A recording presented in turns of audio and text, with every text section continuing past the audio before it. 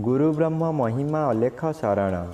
नमस्कार दर्शक वृंद, आपण मानंकु आजिर राशिफल कार्यक्रम मु एस कुमार स्वागत जनाऊँगी। प्रतिदिन निजर राशिफल जानिबा पाई गुरुकृपा यूट्यूब चैनल को सब्सक्राइब करंतु और पाखरे थिबा बेल आइकन को प्रेस करी ऑल नोटिफिकेशन ऑन करी दियंतु, जहा फलरे आमे जेतेबेले वीडियो अपलोड करिवो प्रथमे आपण वीडियो देखि पारिबे। आमर एही वीडियो रे आपण संपूर्ण पंचांग सहित मेष ठारू मीन पर्यंत 12 गोटी राशिर राशिफल विषय रे जानि पारिबे। वीडियो को दयाकरी शेष पर्यंत देखंतु। वीडियोटी भल लागिथिले वीडियो को लाइक करंतु एवं आपणक प्रियजन पाखु शेयर करी जणांतु। एबे आसंतु जानिबा आज दिनर संपूर्ण पंचांग विषय। आज 2024 मसीहा मई मास 7 तारिख मंगलवार, दिल्ली स्वराब्द सन 1431 साल, स्वाधीन भारताब्द 77 वर्ष, महिमाद 197 वर्ष। उत्कल गजपति श्री श्री गजपति दिव्यसिंह देव महाराजांकर 67 अंक। सौरस्व वैशाख मास 25 दिन, चांद्रमते वैशाख कृष्ण पक्ष चतुर्दशी तिथि, दिवा 10 घंटा 32 मिनिट पर्यंत। आजिर सूर्योदय विरजा क्षेत्र को 5 घंटा 16 मिनिट, मेष लग्न 3 दंड 11 लिता गते उदय।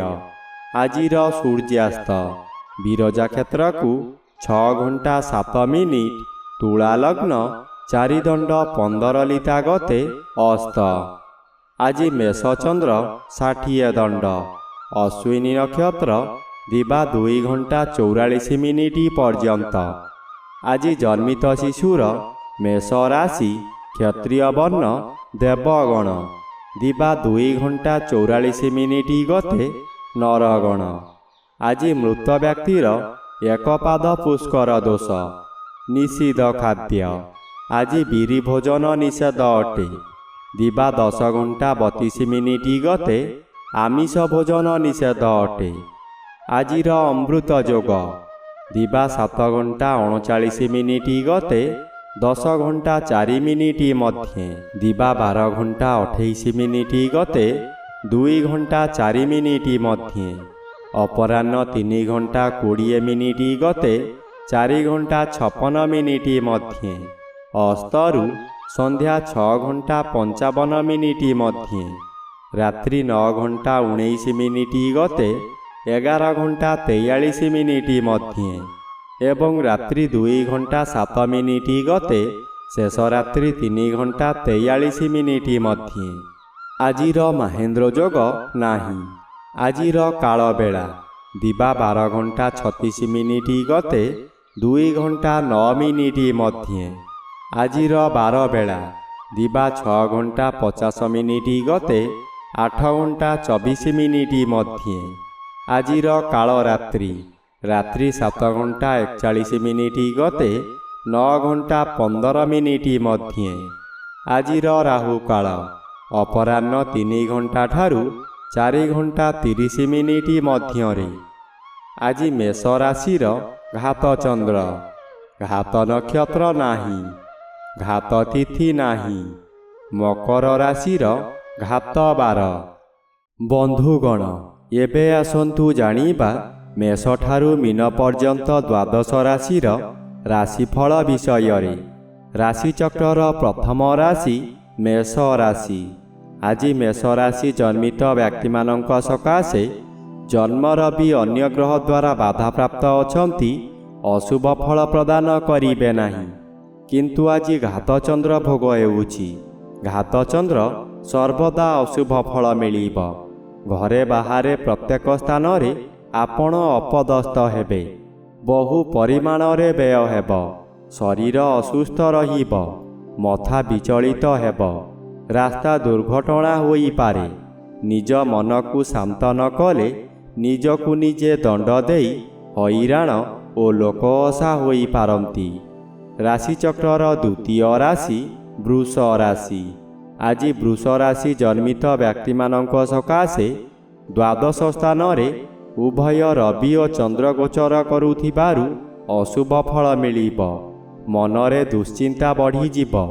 ହଠାତ୍ ଏପରି ପରିସ୍ଥିତି ଆସିବ, ଆପଣ ଅର୍ଥ ବ୍ୟୟ କରିବାକୁ ବାଧ୍ୟ ହେବେ।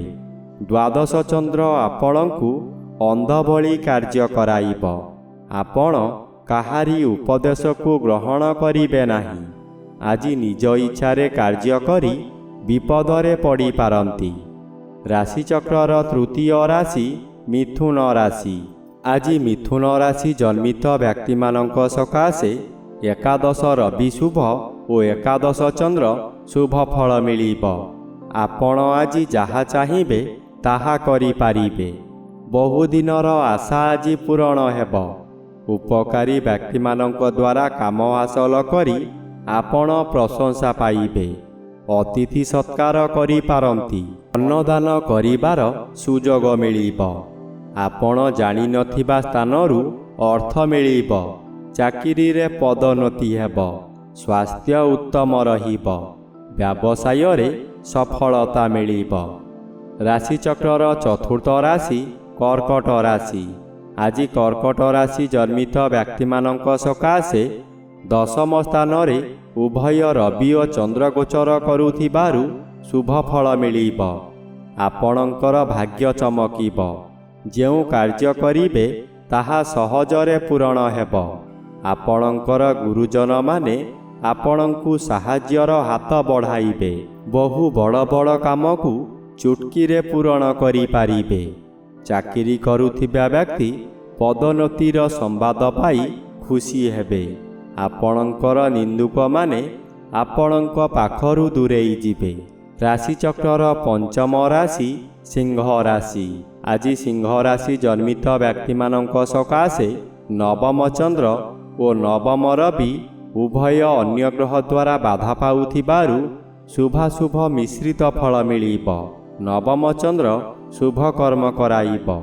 ଆପଣ ଯେଉଁ କର୍ମ ପୂର୍ବରୁ ଆରମ୍ଭ କରିଥିଲେ ସେ କାର୍ଯ୍ୟ ଆଜି ପୂରଣ ହୋଇଯାଇପାରେ। ପୂଜାପାଠ ଓ ଗୁରୁ ଭକ୍ତିରେ ମନୋନିବେଶ କରିବେ। କୌଣସି ଅନୁଷ୍ଠାନମାନଙ୍କରେ ବହୁ ଆର୍ଥିକ ସାହାଯ୍ୟ କରିବେ। ଆଜି ଶତ୍ରୁମାନେ ଆପଣଙ୍କୁ ଚତୁର୍ଦିଗରୁ ଘେରି ରହିବେ। ହଠାତ୍ ବିପଦମାନ ମାଡ଼ି ଆସିବ। ରାଶିଚକ୍ରର ଷଷ୍ଠ ରାଶି କନ୍ୟା ରାଶି। ଆଜି କନ୍ୟା ରାଶି ଜନ୍ମିତ ବ୍ୟକ୍ତିମାନଙ୍କ ସକାଶେ ଅଷ୍ଟମ ରବି ବାଧାପ୍ରାପ୍ତ ଅଛନ୍ତି। ଅଶୁଭ ଫଳ ପ୍ରଦାନ କରିବେ ନାହିଁ। ଅଷ୍ଟମ ଚନ୍ଦ୍ର ଅଶୁଭ ଫଳ ମିଳିବ। ଅଷ୍ଟମ ସ୍ଥାନ ଆୟୁ ସ୍ଥାନ ଓ ମାରକ ସ୍ଥାନ। ଚନ୍ଦ୍ର ଏପରି ଏକ ଗ୍ରହ ମୃତ୍ୟୁକୁ ମଧ୍ୟ ମାରିପାରେ। ଚନ୍ଦ୍ର ଅଷ୍ଟମରେ ଭ୍ରମଣ କରୁଥିବା ସମୟରେ ବହୁ ଦୁର୍ଘଟଣା ମଧ୍ୟ ଘଟାଇପାରେ। ତାହା ଶାରୀରିକ ହେଉ କିମ୍ବା ମାନସିକ। ନିଜକୁ ସତର୍କ ନ ରହିଲେ ନିଜ ଗୋଡ଼ରେ ନିଜେ କୁରାଢ଼ି ମାରିବା ସଦୃଶ୍ୟ ହେବ। ଏଣୁ ମନକୁ ଶାନ୍ତ ରଖନ୍ତୁ। ବ୍ୟବହାର ଠିକ୍ ରଖନ୍ତୁ। ରାଶିଚକ୍ରର ସପ୍ତମ ରାଶି ତୁଳା ରାଶି।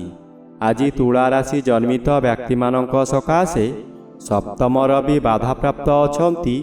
ଅଶୁଭ ଫଳ ପ୍ରଦାନ କରିବେ ନାହିଁ। ସପ୍ତମ ଚନ୍ଦ୍ର କୌଣସି ବାଧା ପାଉନଥିବାରୁ ଶୁଭ ଫଳ ମିଳିବ। ଆପଣଙ୍କ ପରିବାର ମଧ୍ୟରେ ହସଖୁସିର ବାତାବରଣ ଆସିବ। ଏହି ସମୟରେ ଆପଣଙ୍କ ଜନ୍ମସ୍ଥାନଠାରୁ ଦୂରରୁ ଖୁସି ଖବର ମିଳିବ। ଆପଣଙ୍କର ଆୟ ବୃଦ୍ଧି ହେବ। ସ୍ୱାମୀ କିମ୍ବା ସ୍ତ୍ରୀ ଜଣେ ଅନ୍ୟ ଜଣଙ୍କୁ ନିବିଡ଼ ଭାବରେ ଭଲ ପାଇବେ। ଯାହା ବ୍ୟବସାୟ କରୁଛନ୍ତି ତହିଁରେ ଆଶାଠାରୁ ଅଧିକ ଆୟ ହେବ। ରାଶିଚକ୍ରର ଅଷ୍ଟମ ରାଶି ବିଛା ରାଶି। ଆଜି ବିଛା ରାଶି ଜନ୍ମିତ ବ୍ୟକ୍ତିମାନଙ୍କ ସକାଶେ ଷଷ୍ଠ ସ୍ଥାନରେ ଉଭୟ ରବି ଓ ଚନ୍ଦ୍ର ଗୋଚର କରୁଛନ୍ତି। ଶୁଭ ଫଳ ମିଳିବ। ଏହାକୁ କେହି ବାଧା ଦେଇପାରିବେ ନାହିଁ। ଆପଣଙ୍କର ଶତ୍ରୁମାନେ ଜୋକ ମୁହଁରେ ଲୁଣ ଦେଲା ପରି ହେବେ। ପାରିବାରିକ ସୁଖରେ ଆନନ୍ଦ ମିଳିବ। ନୂତନ ବନ୍ଧୁ ଲାଭ ହେବାର ଜଣାଯାଏ। ଆପଣ କରୁଥିବା ବ୍ୟବସାୟରେ ପ୍ରଚୁର ପରିମାଣର ଲାଭ ହେବ। ନୂତନ ବ୍ୟବସାୟ ଆରମ୍ଭ କରିପାରନ୍ତି। ବିଭିନ୍ନ ଦିଗରୁ ଅର୍ଥ ଲାଭର ଯୋଗ ରହୁଛି। ଶରୀର ସୁସ୍ଥ ରହିବ। ରାଶିଚକ୍ରର ନବମ ରାଶି ଧନୁ ରାଶି। ଆଜି ଧନୁ ରାଶି ଜନ୍ମିତ ବ୍ୟକ୍ତିମାନଙ୍କ ସକାଶେ ପଞ୍ଚମ ରବି ମାସର ଦ୍ୱିତୀୟାର୍ଦ୍ଧରେ ଶୁଭଫଳ ପ୍ରଦାନ କରନ୍ତି। କିନ୍ତୁ ରବି ଅନ୍ୟ ଗ୍ରହ ଦ୍ୱାରା ବାଧାପ୍ରାପ୍ତ ଅଛନ୍ତି, ଶୁଭଫଳ ମିଳିବ ନାହିଁ। ଆପଣ ପୂର୍ବରୁ କରିଥିବା କେସ୍ର ତାରିଖ ଘୁଞ୍ଚି ଯାଇପାରେ, ଯାହାଦ୍ୱାରା କି ଆପଣଙ୍କର ମଙ୍ଗଳ ହେବ। ପଞ୍ଚମ ଚନ୍ଦ୍ର ବାଧାପ୍ରାପ୍ତ ଅଛନ୍ତି। ପୂର୍ବ ରୋଗରୁ ସାମୟିକ ଭାବରେ ମୁକ୍ତି ମିଳିବ। ମନରେ ଆଶାର ଆଲୋକ ଦେଖାଦେବ। ଆପଣ ଆଜି ଯାହାକୁ ଯାହା କହିବେ ତାହା ବେଦରଗାର ହେବ। ରାଶିଚକ୍ରର ଦଶମ ରାଶି ମକର ରାଶି।